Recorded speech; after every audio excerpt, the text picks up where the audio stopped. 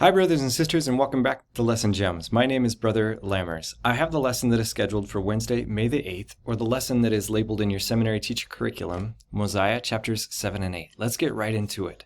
Mosiah chapter 7 and 8 is designed to help us see the importance of prophets and seers in our world today. I like this lesson because it teaches about what prophets and seers are very, very well.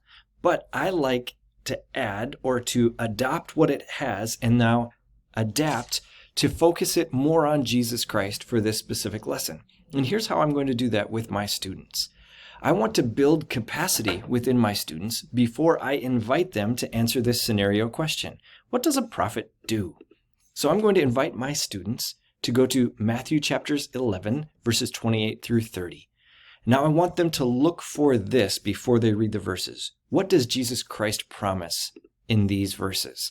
And I love these. These are probably my favorite 3 verses in the entire New Testament. Come unto me, all ye that labor and are heavy laden, I will give you rest. Take my yoke upon you, learn of me, for I am meek, lowly in heart, and you'll find rest unto your souls. But for my yoke is easy, my burden is light. Have them discuss, what does it actually look like? How does Jesus Christ do that?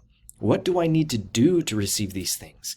And now we get into individual interpretations. Now let's answer the question help our students see this principle that is, or a variation of something similar to this, but have them write it down, have them put it into their journals, into their gospel library app, or up on the board itself. The prophet, President Nelson, helps me to know and understand who Jesus Christ is, what Jesus Christ has promised, and how to live so I can receive those promised blessings from Jesus Christ. Now that they have a basis of what prophets do, let's help them, again, continue to build capacity. I like, again, these verses in these sections, but I think it's a little too centric on describing what a prophet or seer is or the context of it, and I'm not worried about that.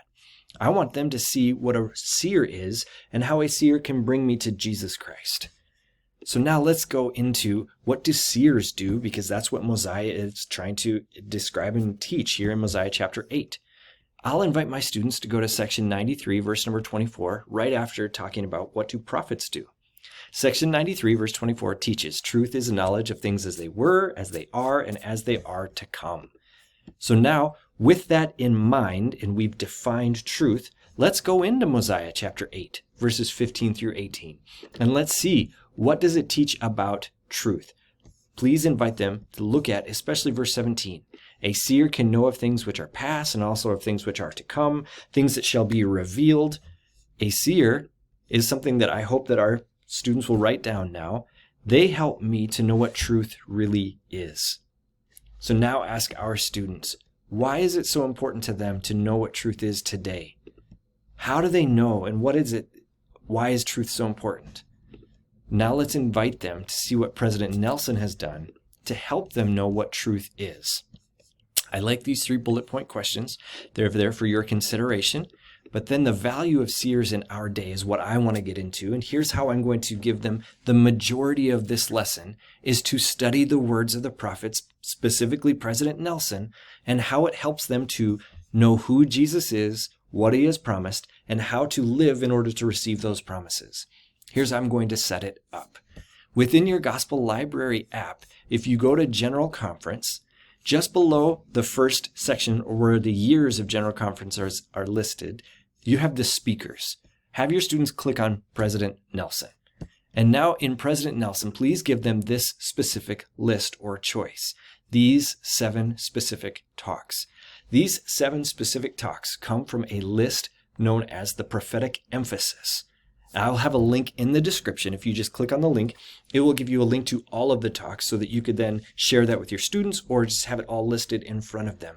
But here's how I would like for them to do it. If they think that they want Think Celestial, or if they want to have Choice for Eternity, the Everlasting Cup, whatever talk that they want, have them take a 30-second test run with the talk.